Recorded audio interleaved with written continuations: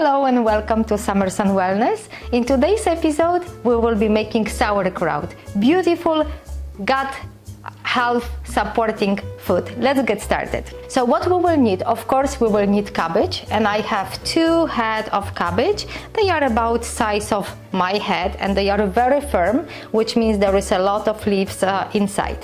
So 2 heads of cabbage, 2 carrots. Carrots are optional. I just like adding them for additional health benefits and for a little bit of color. And we will need garlic.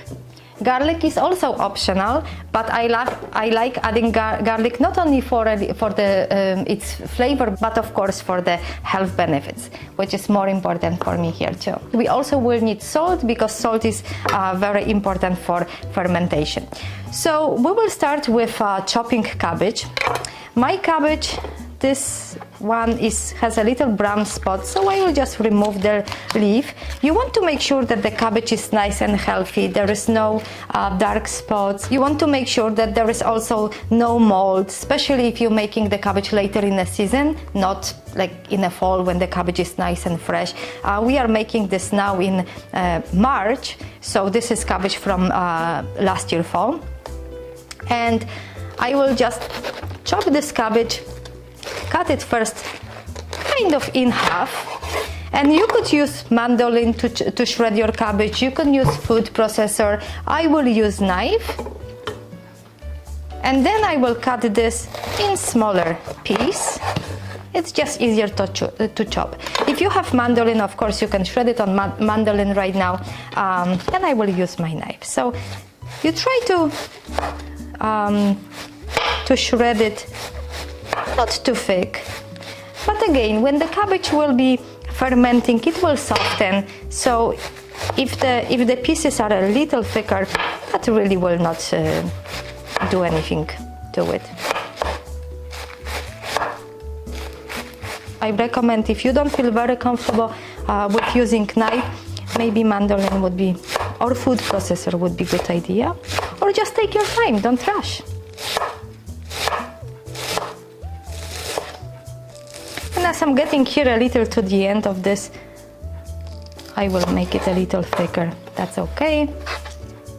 And another piece. Cabbage is very healthy. It's from the cruciferous family, and it really has a lot of beautiful health benefits. It helps to lower inflammation in our body. It also boosts our immune system. Very rich in vitamins. It helps to prevent cancer. So if we, on top of this, if we will also ferment it, we really amplifying all the benefits, and we also making it really good for our gut health because of the lactic fermentation that will create a lot of good bacteria.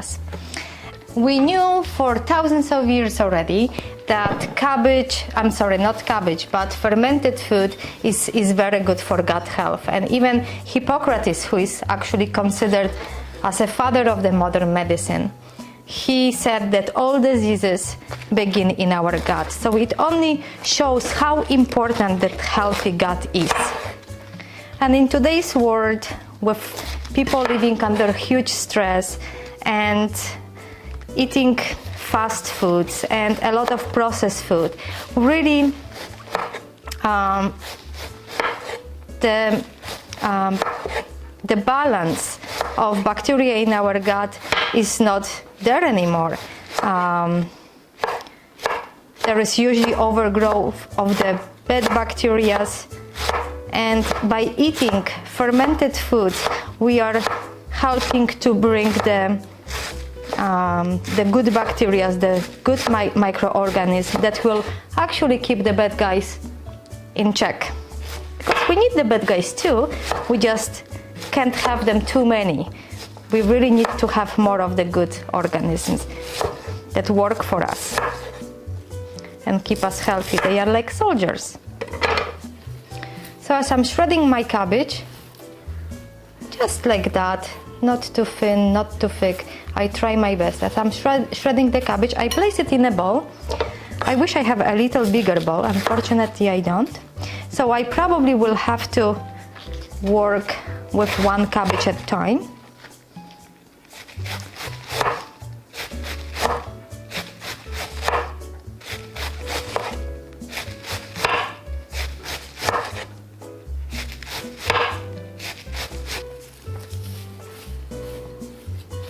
Yes, I will just cut one cabbage and then shred carrot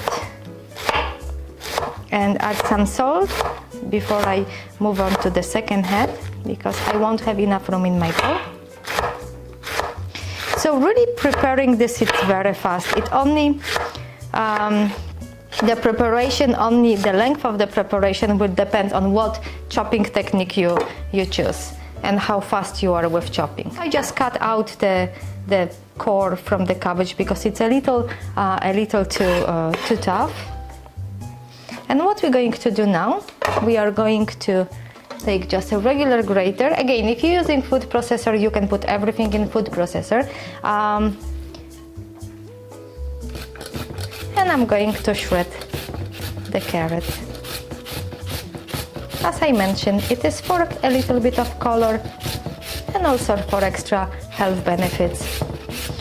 Carrot is very high in beta carotene. It's very good for your eyes, and also it really helps protect our skin from sun damage too.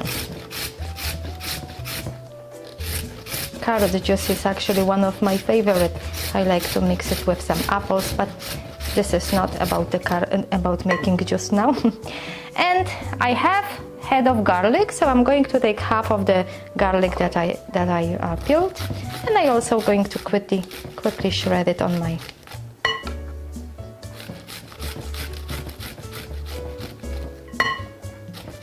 And I'm showing you the real time because I really want to really show how easy and how fast it is. Okay, so this is all ready, and all I have to do now is to add salt. And I will add about, for one head of cabbage, I will add probably about 2 tablespoons of salt. And I'm using a gray unrefined sea salt with all the minerals. So I'm not using table salt. I generally don't use table salt for anything because it doesn't have any health benefits. And now we're mixing all together. And as we're mixing, we are trying to distribute the salt evenly, and you also want to squeeze the cabbage, because the point is that the cabbage needs to go everywhere in all the little pores of the leaves to soften them. And also the salt will help with fermentation, and it will work as a natural preservative. So that's the reason why the cabbage can stay for such a long time and nothing happens to it. So we keep mixing and mixing, and don't be gentle with it. Another benefit of making this is if you had a little stressful day, you can just release all the tension, all the stress on your cabbage, and it will have another therapeutic effect on your body. Depending on how juicy the cabbage is, it will release either a lot of juice or just a little. I noticed that when I make cabbage in fall time, when the cabbage is nice and fresh, I usually end up with more juices, and I don't have to add any liquid, any water to it. At this time of the year, the cabbage may be a little drier, so we may need to add a little water. So I don't know at this point yet, because I still have to keep mixing and massaging. So now I've been massaging and squeezing the cabbage for about 5 minutes, and as you can see, it really shrank in volume. and it's softer, more playable. But I don't see that I have enough juices. The juices are important because we want the cabbage to be completely, when we put it in a jar, we want it to be completely submerged in a liquid, just to prevent any spoilage. So I'm going now to add a little water. I have just a regular water because the salt is already there. And I'm going to add, for this one cabbage, about 2 cups of water. I also like to have a little more juices because I just like to drink the juice from the cabbage. Nice probiotic, full of probiotics drink, which is wonderful to have with your meal, little shot of it, just to promote digestion.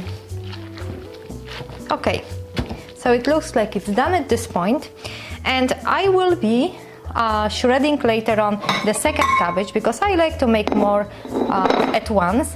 So I have 1 gallon jar.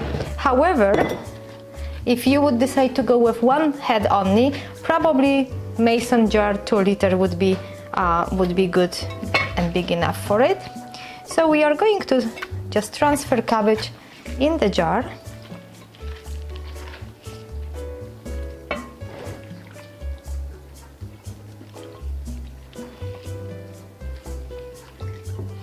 Whatever container you will choose, just please make sure that you will not pack the cabbage all the way up. I would suggest to leave about 5 centimeters, like 2 inches space, because as the fermentation starts, the cabbage will start raising to the surface, and if you have it from the very beginning right to the very top, then the cabbage and the juice will spoil all over your counter. And so I would really suggest to have a little bigger container. It's better to have bigger than risk the spoilage. I mean spillage. Okay, and now I'm going to transfer all the juices with water. Okay. And the last step is just to press the cabbage with your hand or with a spoon. You can use the wooden tool down. As you can see, now I have enough juice to completely submerge the cabbage in the liquid. And just because, as I mentioned, as the fermentation starts, the cabbage will rise to the top. When you leave it on the counter, kitchen counter, just every day, please try to press it down so the juices are always on top. Okay, so when I will chop my second head of cabbage and the garlic and the carrots, I will add it here. I will probably have it up to here, which is just enough space left for the fermentation to happen. So this is how easy it is to make really sauerkraut that you can later enjoy with any foods every day to promote your healthy gut and healthy body, your healthy immune system. So I will move on chopping my second cabbage. I will leave this jar on my kitchen counter for about 5 to 7 days, and I will just do quick updates on how it looks day by day, and I hope this will help you just to see what to expect. If you would like to learn a little more about how to prepare different fermented foods, I also made a video on how to make kwas, which is fermented beet juice, which I will attach to this video. I hope you enjoyed it. I hope you will be encouraged right now to make your own sauerkraut. If so, please share with me your results, maybe pictures, and I say cheers to your health and see you next time.